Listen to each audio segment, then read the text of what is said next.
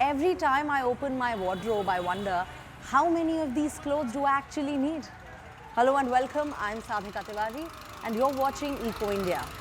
The fashion industry contributes to 10% of global carbon emissions. From spinning, stitching, dyeing to transporting and finally ending up in the landfills, the clothes that we wear contribute to harming the planet in many different ways. So today, let's step into a world where our fashion does not have to come at the cost of the environment. And it might even inspire us to rethink our own closets. Buying new feels exciting, but how long before these clothes go out of trend, wear out, or we just get bored? As fast fashion picks space, the gap between what we buy and what we responsibly discard is increasing. 80% of the clothes that we discard end up in landfills.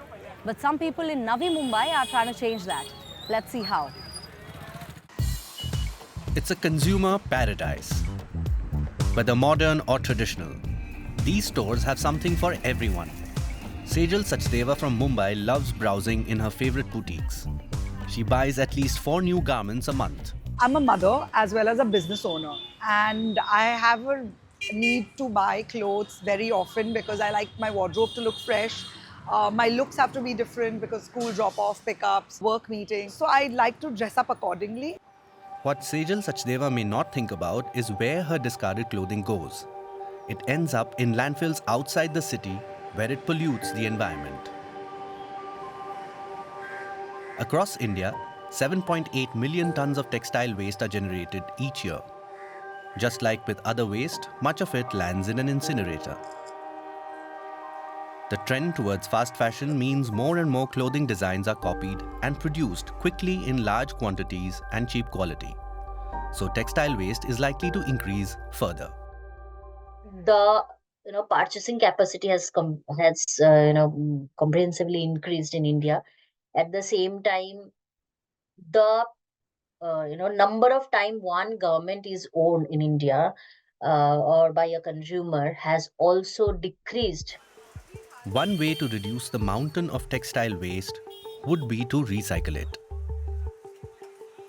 But once clothes end up in landfill, together with household waste, they become dirty and stained and unsuitable for further processing.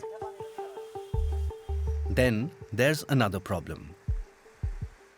These garments or these textiles are heavily blended. More than 50% post-consumer textile waste is blended, not made out of any pure one fabric, which is why it is very difficult to recycle, difficult to manage. This textile recovery center in Navi Mumbai is looking to bring change. 200 kgs of old clothes arrive here every day. Special containers have been set up in nearly 150 residential communities, where residents can dispose of their old clothes separately from their household waste.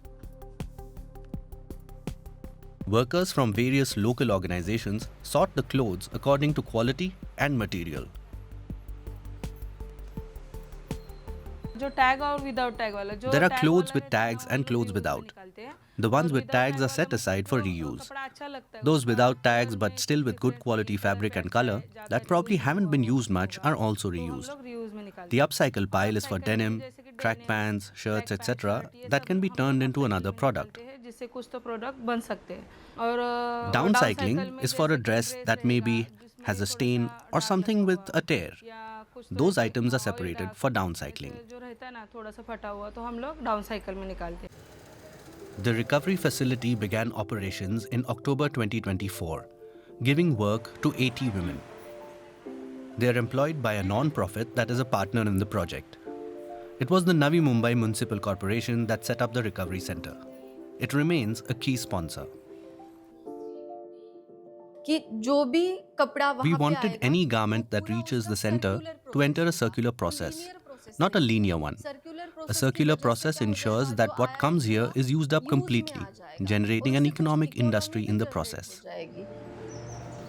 In the upcycling department, processed textile waste is turned into bags, jewelry, stationery, and jackets.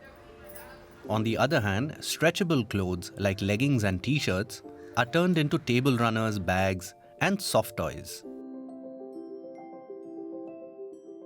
एक भी कपड़ा हम एक चिंदी भी miss We make waste sure जाने नहीं that we देते. don't waste हम a छोटे single छोटे piece of जो clothing. We use up all clothes the होते हैं scraps as well, उनको एक gathering पोटली them में into कंटेन balls and करके making different उससे products बहुत with them. सारी चीज़ें बनाते हैं. तो From हम individual threads धागे से to big लेकर clothing बड़े से items, बड़ा we use up कपड़ा हम everything. पूरा यहाँ There पर is no यूज़ concept करते हैं. of use and यहाँ throw use here. And throw वाली चीज़ कोई सी भी नहीं है. The recovery center is a success story for the city. Last year alone, 45 tons of old clothes were upcycled into new products. The center is not yet self-sustaining, but it's still a worthwhile project. Textile committee और The ministry of Textile Committee Bharat and के Textile लिए Ministry एक अच्छा wanted to सा use this system बने pilot to build a और good system इसको that could be और भी ज़्यादा replicated by other corporations municipal में corporations. replicate कर पाए. तो I'm ये proud to भी say मुझे that there are बहुत many other city corporations that खुशी visit होगी ये this center, बताने के लिए like कि the यहाँ Indore बहुत सारी Corporation that corporations visited us हैं. today. जैसे इंदौर आज Even visit some from the की है, Mumbai या Municipal MMR के Corporation कुछ have come, corporations है, and और smaller भी local other bodies too. small local bodies है, वो भी A आते हैं. delegation from the Asian Development Bank was का also here. delegation आया था. The recovery center can't yet process all textile waste. Low quality fabrics from the fast fashion industry in particular are a problem. तो वही challenge है, मतलब technique. That is the challenge, to find the right technique to be able to recycle them. Not enough research and development has been carried out yet. So we need to explore this in more detail. Explore करना चाहिए, तो वो challenge है. Waste management experts believe the textile industry itself should be held accountable. This is known as Extended Producer Responsibility, or EPR. India already has laws governing EPR for some types of waste, but not yet for textiles. An EPR and a comprehensive EPR policy can secure not only sustainable manufacturing from the part of the brand owners or the manufacturers, but also sustainable designing to increase its longevity, its end of life. An EPR policy could also require manufacturers to take back clothes and implement recycling schemes. Sejal Sachdeva doesn't yet have a container in her neighborhood. But more are due to be added soon. It would also help if consumers wore their clothes longer and replaced them less often. But that's another story.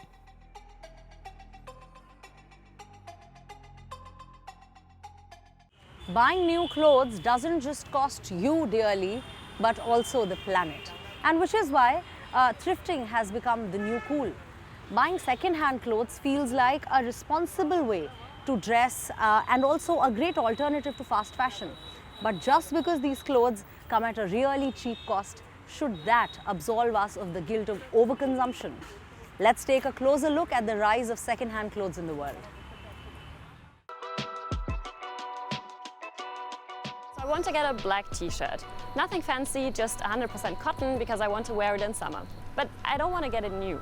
Not just because I'm on a budget, but also because I don't want to add to the mess. To get my t-shirt, I came to this vintage shop, which didn't look like I expected it to. Okay, it's very industrial chic in here. You can really tell that second-hand has had a glow up.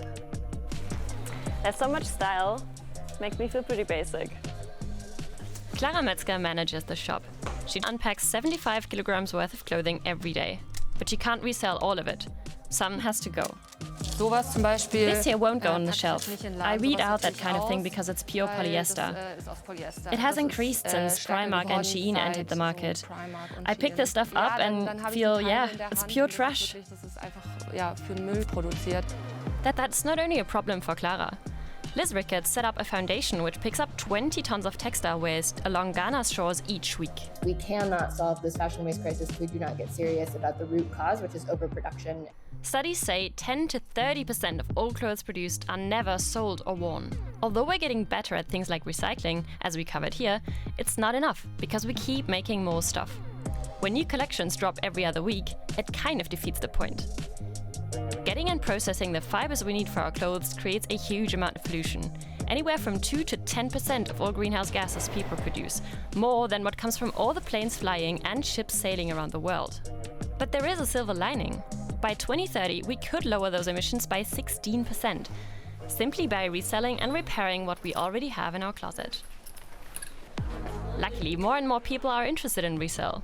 Clara's shop opened in 2018. Now there are 12 more from the same brand across Germany. And it's not just them. The entire industry is growing. It's happening all around Asia, Europe, and North America. Neil's company found that in 2024, the global second-hand market was worth $227 billion US. It's slightly lower than Apple's product sales, but it's kind of in the same ballpark. So it's a really big number. By now, second-hand is growing 2 to 3 times faster than the first-hand apparel market. One sector is moving particularly fast: online. In 2024, online transactions made up 88% of money spent in US resale. I did end up finding a black tea in the store. Ooh, this one's funky. But it was a little more than I wanted to spend. So I'm thinking, let's take the hunt digital. Online, there are a gazillion offers for pre-loved black teas. I can go to a platform like eBay or Vinted where I can get it directly from another customer. Or I can look on Sellpy or ThreadUp for the US, which are companies that buy it from someone else and resell it all themselves, taking care of sorting, listing, and shipping. And by now, some very familiar faces have entered the chat. Retailers really wanted to get in on the act. They wanted a piece of this growth. Lululemon, Zara, The North Face, even Shein has their own resale platform.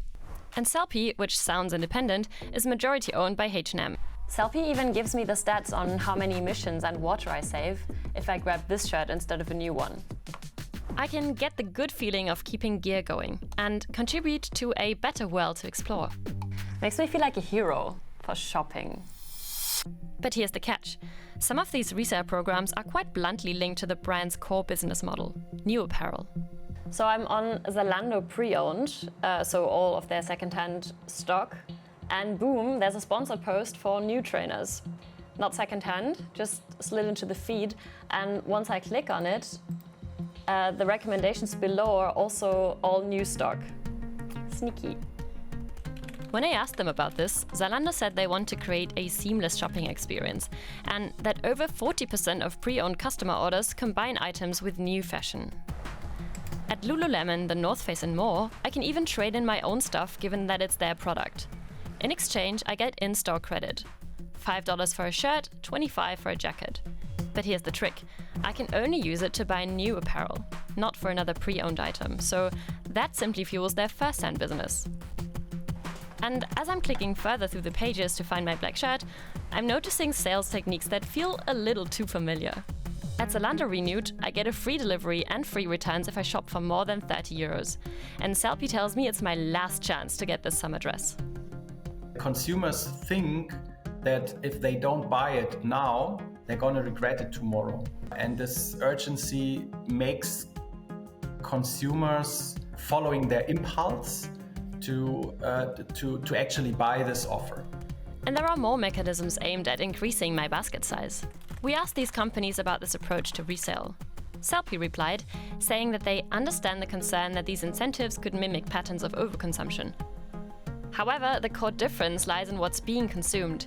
Each item sold through Sellpy is already in circulation. So the question is, can I actually overconsume secondhand? To find out, I went down a rabbit hole, but bear with me. This study calculates the environmental impacts of our clothing. And spoiler, what it really comes down to is not whether you buy it new or secondhand. It's how much you actually wear it. Let's take 3 typical shoppers who just bought a shirt. Billy holds onto it for 80 wears, and Robin wears it an average of 40 times. Kim only wears it 10 times before tossing it, so she'll need to buy way more shirts than Billy. These bars represent the emissions from each shopper buying a new shirt. If they shopped it second-hand, the bars would shrink to this, but they wouldn't go to 0. The research has found that the environmental cost of producing a shirt stays with it throughout its entire life, even if it's sold on to someone else. That means that buying a second-hand t-shirt but only wearing it a couple of times before chucking it out can actually be worse for the environment than getting a new one and wearing it often. In other words, second-hand shopping isn't a free pass to overconsume. The bottom line is, we need to make better use of the clothes we own. If we fast fashion the second-hand market, the planet still suffers. What we wear and how it's made matters. And even as we make choices that are better for the environment, we've got to stay en vogue, of course. So imagine wearing A jacket that's actually alive. Sounds wild, right? There's a style in Brussels that stems from a tiny organism that we all know, the mushroom. So let's go meet this woman whose science could create the next big sustainable fashion trend. Fashion made from living organisms? Ana Ololade Shogosonya is doing just that. She's made this jacket out of fungus. I'm actually quite proud, yes, indeed, of this. It was kind of a big challenge that I took. Anna's fungus leather is waterproof and biodegradable. Her vision is of an intelligent material that can heal itself like a living organism. But more on that later. At the Brussels Free University, the bioengineer shows us how she creates the organic textiles. So this is a mycelium skin. So this is basically only mushroom. It's ready to be harvested, so I just grew it on a liquid surface, and now I'm just like taking it out so that we can make a material out of it later. It all started in this petri dish. In her lab, Anna reproduces the underground root system of the mycelium fungus, which normally grows in the woods. The tiny threads grow and weave themselves together into this artificial leather skin in just 3 weeks. I'm always excited to harvest the skin and trying to see, like, did anything different happen from the previous times, trying to understand why. And I actually really like these very hands-on parts. Yeah, just touching and getting my hands dirty. She separates the skin from its jelly layer, a bit like separating real leather from its fat. The surface has to be even and smooth in order to make clothing out of it later. I'm treating the skin with some natural product, it's called glycerol, in order to keep it flexible. Just like a leaf, if it falls and it dies, it becomes brittle and very dry. And that's the same kind of thing that will happen to the skin if I don't add this product to it. I just wanted to keep it flexible and fresh, like if it were alive. The key word is alive. Anna's vision goes even further. Imagine you rip your jacket and it has some dormant units in there that can revive in a structured way so that it just repairs the wound. That would be one of our goals, and that's something that is currently being researched. Her idea of making clothing out of living fungi has gained Anna international recognition. Her fungus jacket was exhibited at Milan Design Week in 2025, introducing her invention to a wider audience. It's important to make things that are aesthetically pleasing or that have like a specific aesthetic so that people start thinking, oh wow, this is a new material, but this is how it could be used. It could look good, and it's also biodegradable. Elisa Elsaka is supervising Anna's project. I'm super proud about Anna because it's really rare that a scientist moves into a completely different other field, which is design. And she was able to really do that transition to bring it to a design exhibition, which is like super renowned. So where does Anna's boundless motivation come from? The young French-Nigerian woman knows firsthand how much of Europe's discarded clothing ends up in landfills. Instead of having a linear thing where you produce something that never degrades and then you just end up having it in the landfill, you biosource it, you use it, and then it biodegrades and gets back to nature. Although her fashion is not yet ready for mass production, Anna's journey proves that the future of fashion can be sustainable and innovative, as well as stylish.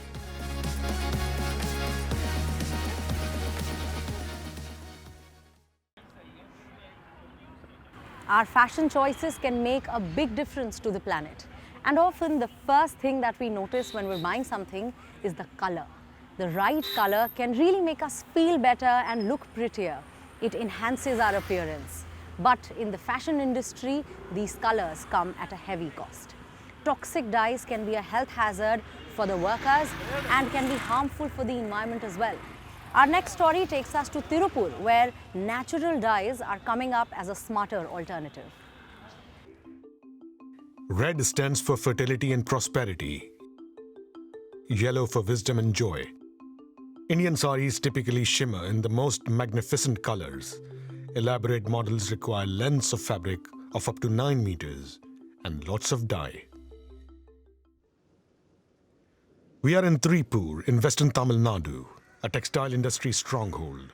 More than 1 million people work here, producing textiles for the Indian market and also for export. A business worth billions with a huge environmental impact. Wastewater from the dye works is often simply fed into the rivers, which carry the toxic substances into the fields. The workers are the worst affected. The harm doesn't stop here, as it causes health issues for those who work inside the dye factory. They suffer from breathing trouble, skin allergies, and disease, which leads to hair loss on their hands and legs. And it's all because they stand in the artificial chemical dyes all day long. Gladys Alex wanted to produce fabrics differently, like in the old days, before corrosive chemicals. As a child, she spent a lot of time in her father's textile factory. I was around 14 or 15 when my father mentioned that a particular color came from leaves. I used to imagine how our ancestors had extracted and used dyes for the very first time with natural materials. And after that, I became obsessed with extracting dye naturally from leaves, fruits, and vegetables. Her father suffered from terrible skin problems contracted in the dye works. That spurred her on. Through a lot of experimentation, she learned how to make sustainable dyes today.